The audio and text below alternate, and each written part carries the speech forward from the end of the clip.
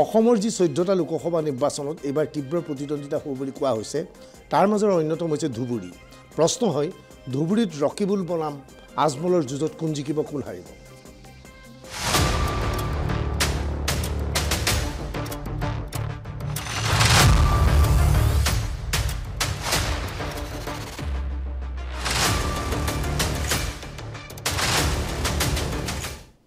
ধুবুৰী লোকসভা সমষ্টিত বদৰুদ্দিন আজমলক চ্যালেঞ্জ হিচাপে লৈ ৰকিবুল হুছেইনে নিৰ্বাচনী যুদ্ধত অৱতীৰ্ণ হ'বলৈ গৈ ঘনে ঘনে দলৰ ভিতৰতে প্ৰত্যাহ্বানৰ সন্মুখীন হৈছে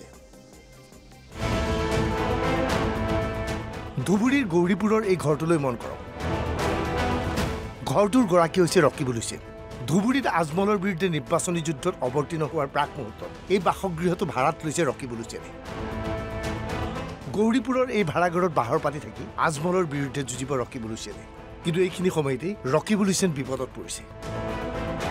এবাৰ এই পত্ৰখনলৈ মন কৰক নিখিল ভাৰত কংগ্ৰেছ কমিটিলৈ এই পত্ৰখন লিখিছিল পূব গোৱালপাৰা সমষ্টিৰ কংগ্ৰেছ বিধায়ক আব্দুৰ ৰছিদ মণ্ডলে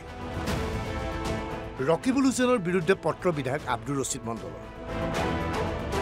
ধুবুৰীৰ পৰা ৰকিবুল হুছেইনক প্ৰাৰ্থিত্ব দিব নালাগে মিয়া সম্প্ৰদায়ৰ এজন নেতাক প্ৰাৰ্থিত্ব দিয়াটো উচিত বৃহস্পতিবাৰৰ দিনটোত ৰকিবুল হুছেইন ব্যস্ত আছিল ধুবুৰীত নিৰ্বাচনী প্ৰচাৰ অভিযানত অংশগ্ৰহণ কৰা প্ৰচাৰ অভিযানৰ মাজতেই আব্দুৰ ৰছিদ মণ্ডলৰ পত্ৰ সংক্ৰান্তত ৰকিবুল হুছেইনক প্ৰশ্ন কৰা হ'ল হাৰিলে জিকিলে নাই লাজ কথাটো বুজিলে মই 5 বাৰ জিকিছোঁ এবাৰ নহয় দুবাৰ নহয় তিনিবাৰ নহয় চাৰিবাৰ নহয় 5 বাৰ 25 বছৰ জিকিছোঁ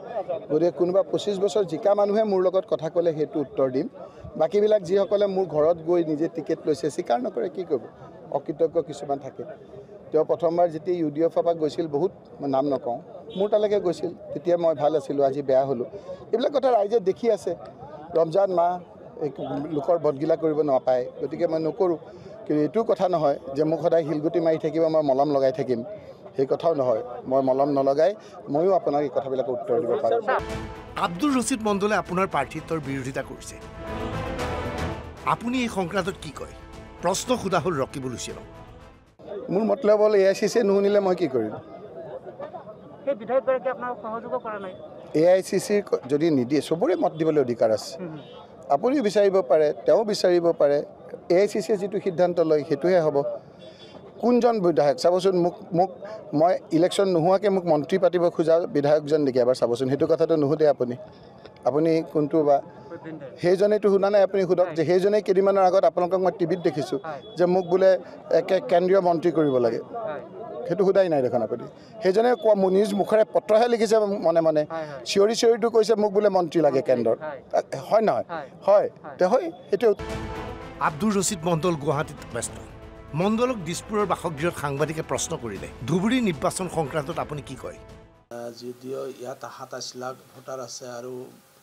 প্ৰায় 24 লাখই হৈছে সংখ্যালঘু মুছলিম সম্প্ৰদায়ৰ গতিকে হততে কৈ থকাৰ দৰে যে মুছলিম ভোটাৰ বেছি থকা সমষ্টিত কংগ্ৰেছে জিকি যায় কিন্তু ইয়াত এই দলৰ প্ৰধান আৰু 3বাৰ সাংসদ বদৰুদ্দিন আজমল ডাঙৰীয়া আছে তেখেতৰ জমিয়ত উলামাৰ জৰিয়তে হওক বা আজমল ফাউণ্ডেশ্যনৰ দ্বাৰাই হওক বা মাৰ্কাজুল মাৰিফৰ দ্বাৰাই হওক বা বিভিন্ন ধৰণৰ সামাজিক কাম কাজৰ দ্বাৰা যোৱা দিনবিলাকত তেওঁ গোটেই অসমৰ লগে লগে নামনি অসমত তেখেতৰ প্ৰতিষ্ঠা লাভ কৰি আছে তেওঁ ৰাজনীতিত অহাৰ আগৰ পৰা ৰাজনৈতিক দল গঠন কৰাৰ আগৰ পৰা তেখেতে বিভিন্ন ধৰণৰ সামাজিক কাম কাজ কৰি সমাজত প্ৰতিষ্ঠা লাভ কৰা ব্যক্তি এজন তাৰোপৰি যোৱা দিনবিলাকত দেখা গৈছে যে তেখেতে বিভিন্ন ধৰণৰ শিক্ষানুষ্ঠান স্থাপনৰ দ্বাৰা Ajmal super 40 ACS coaching centre বা IS কোচিং চেণ্টাৰৰ দ্বাৰা এনেকুৱা কৰি পেলাই এটা মানুহৰ একাংশ মানুহৰ মাজত কি হৈছে গতিকে এইবাৰ এই দৃশ্য মন কৰক অভয়াপুৰীত ইফতাৰৰ কাৰ্যসূচীত অংশগ্ৰহণ কৰিছে AIDFৰ বিধায়ক কৰিমুদ্দিন বৰভূঞাই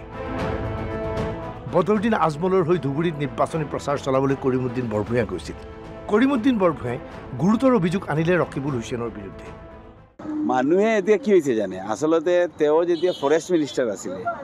তেতিয়া যিখিনি অঞ্চলত প্ৰপ'জ কৰিলে যে এৰিয়াটো প্ৰপ'জ ফৰেষ্ট এৰিয়া কৰিব লাগে তেওঁই কৰিছিল তাতে মানুহ আছিলে ৰেভিনিউ ভিলেজৰ মাজত মানুহ থকা অঞ্চলত তেওঁ প্ৰপ'জ কৰি দিলে ফৰেষ্টৰ কাৰণে। আজি বিজেপিয়ে তেওঁৰ বন্ধু মুখ্যমন্ত্ৰীয়ে আহি তেওঁৰ প্ৰপ'জ কৰা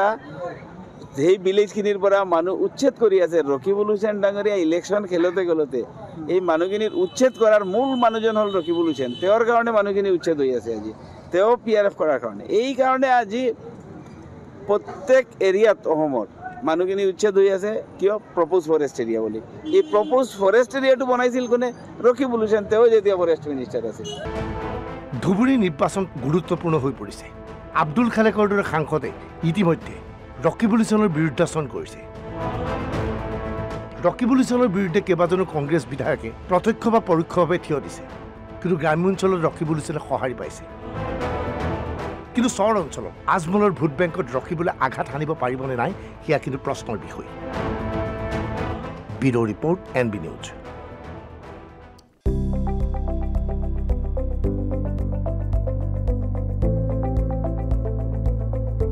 NB নিউজ,